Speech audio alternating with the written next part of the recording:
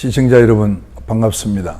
저자 김동진 선생이 쓴 헐버트의 꿈, 조선은 피어나리라는 책을 소개하고 있습니다. 오늘 이 시간에는 그 두 가지를 제가 그 독자 여러분들의 시청자 여러분들의 이해를 돕기 위해서 말씀드리고 싶은데요. 하나는 헐버트의 그 개인사에 대한 것이고, 또 하나는 그 당시 헐버트가 한국에 들어온 게 1886년인데 그 당시 대한제국이 탄생했던 1897년을 기준으로 해서 그 전후에 조선과 그리고 그 대한제국을 선포했으니까 그 뒤는 이제 한국이라고 표현합니다만, 그것을 여러분들에게 역사를 소개하는 그런 시간을 갖도록 하겠습니다. 우선 시청자 여러분들의 이해를 돕기 위해서 대한제국이 탄생했던 1897년 10월 12일을 기준으로 해서 조선과 한국의 시대적 구분을 하였음을 알아주기 바랍니다. 그러니까 그 고종 황제가 대한제국을 선포한 그 이전은 조선이라고 제가 말씀을 드릴 거고요. 그 이후는 한국이라고 할 것이라는 것을 이제 참고하시라는 말씀이고요. 조선시대에는 조선어라고 하였지만 기본적으로 한국이라고 하였습니다. 그리고 고종도 1897년 이전에는 고종, 그리고 그 이후에는 고종 황제로 그렇게 표현했기 때문에 시청자 여러분께서도 헷갈리지 않기를 바라고요. 그 처음에 그 역사적인 것은 이 책에 나오는 대로 제가 소개를 드리도록 그렇게 하겠습니다. 헐버트 그 개인의 그 대해서 제가 잠깐 설명을 드리면요. 이 호머 헐버트는 1863년 1월 26일 생입니다. 미국의 그 버몬주의 뉴헤이븐이라는 이게 아마 주도로 기억합니다만, 그 뉴헤이븐에서 신학 박사고 또 해중교회 목사라고 합니다. 아버지가요. 그리고 당시에 미들베리 대학의 총장을 역임했던 아버지와, 그리고 그 아버지는 칼빈 헐버트입니다. 그리고 미국 다트머스 대학의 설립자의 후손인 어머니 메리 우드와드의 3남 3녀 중에 둘째 아들로 태어났다고 합니다. 당시 미국도 남북전쟁 그리고 노예제도 철폐 등으로 사회가 극심한 혼란 속이었다고 합니다. 헐버트의 가훈이 중요한데요. 이 가훈이 뭐냐? 원칙이 성립보다 중요하다. 저는 이 그 가훈을 듣고 정말 제가 그동안에 늘 주장해온 원칙의 중요성에 대해서 한 번 더 생각하게 됐는데요.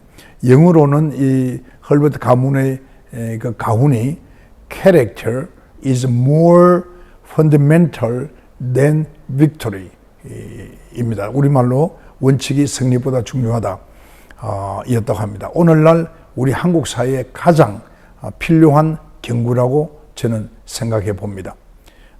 여기서 저 또한 우리 사회 모든 분야에서 원칙이 무너져 내리고 있는 현상을 가장 안타깝게 생각하고 지켜보고 있습니다. 우리 사회의 지도층들은 원칙을 재정립하는 것에 노력하지 않으면 안 되겠다 하는 생각을 갖고 있고요. 그렇게 하지 않으면 우리 대한민국이 선진국으로 세계 속에 우뚝 서기가 어렵지 않겠나 하는 것이 제가 우려하는 바입니다. 이 책의 제1부를 오늘 일부의 일부를 소개를 해드리겠습니다. 제1부의 제목은 스스로 독려맨 조선과의 인연입니다.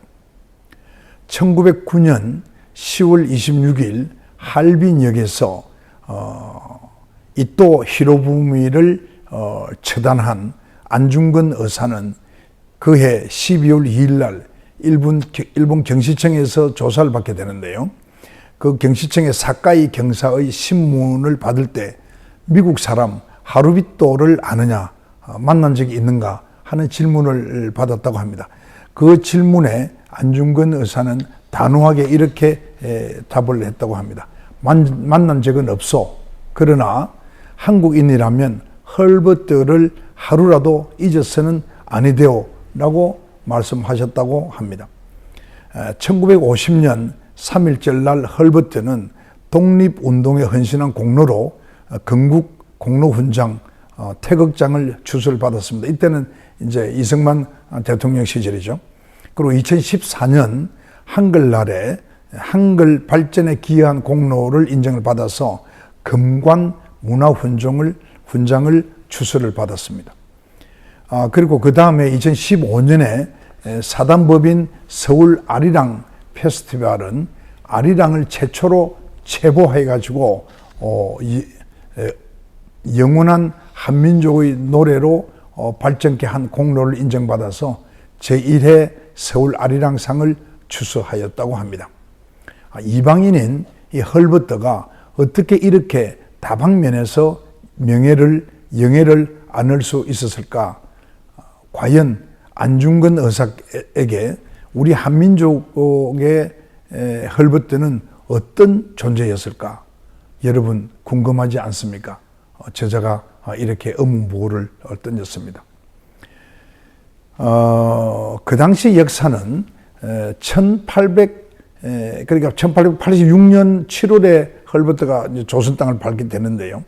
1882년 이모군란이 일어났고요. 그 2년 후인 1884년에 갑신정변을 수습하기 위해서 청나라 군대를 고종이 끌어들입니다. 그것이 일본이 조선에서 세력을 확대하는 빌미를 제공하게 되었죠. 역사가 그렇습니다. 조선에 온 그 청나라의 황제를 대신하는 총독이 위안스키입니다. 아주 악독한 사람으로 제가 기억을 합니다만, 그 위안스키가 조선 국왕과 동격이라고 주장하면서 가전 행포를 저지르기도 했습니다. 그리고 1885년에 영국 군함이 금문도를 점령하는 사건이 생기기도 하였습니다. 그 다음에 1886년 이제 86년에 헐버트가 조선 땅 오게 되는데요.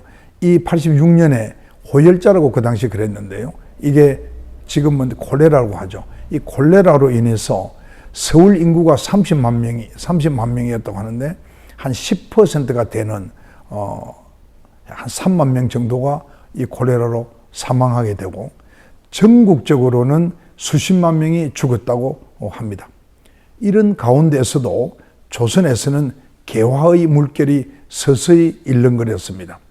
1882년 미국을 필두로 서양 국가들과 외교 관계를 수립하고 전신선을 개통하는 등 근대화를 재촉하게 되었습니다.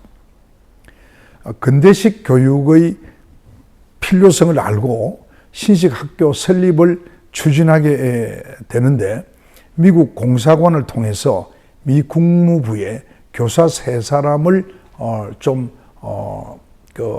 초빙하도록 해달라 하는 요청을 하게 되었습니다. 1884년 가을에 헐버트의 아버지가 이제 이 사실을 두 아들에게 알리게 되는데요. 미지의 세계에 대한 동경이 이 둘째인 이 호머 B 헐버트가 아주 그 코리아라는 나라가 도대체 어떤 나라인지도 모르면서 아주 그 매력적인 도전으로 받아들였다고 합니다. 그래서 헐버트의 비망록에 보면 그때의 감정을 제대로 기술할 수가 없다고 적혀 있다고 합니다. 그러니까 아버지가 조선에서 선생을 구한다 하는 소식을 이제 듣고 비망록에 그렇게 썼다는 겁니다. 그 당시에 3사람을 미 국무부가 선발해서 준비를 마쳤습니다만 84년 갑신정변이 발발하게 되어서 신식학교 설립이 일시 중단되었습니다. 헐버트 말고 2사람은 그래서 조선행을 취소했습니다만 헐버트는 포기하지 않고 그 기간에도 신학대학에서 학업을 계속하면서 조선과 동아시아에 대해서 열심히 공부를 하였다고 합니다. 조선은 1885년 겨울 학교 설립 계획을 부활하게 되고 헐버트는 1886년 5월 4일 약혼녀를 남겨둔 채 뉴욕을 출발해서 샌프란시스코를 거쳐서 일본 요코하마와 나가사키를 거쳐서 제물포에 도착하게 되는데 그게 1886년 7월 5일 아침이라고 합니다. 제물포에서 도보로 걸어서 서울로 오게 되고 1년 전 조선에 온 장로교 초대 선교사 호레스 언더우드가 백마를 타고 맞아 주었다고 합니다. 당시 서울에는 감리교 초대 선교사 아펜젤러 등 8가구의 미국인이 살고 있었다고 합니다. 오늘은 여기까지 소개해 드리겠습니다. 여러분 대단히 감사합니다.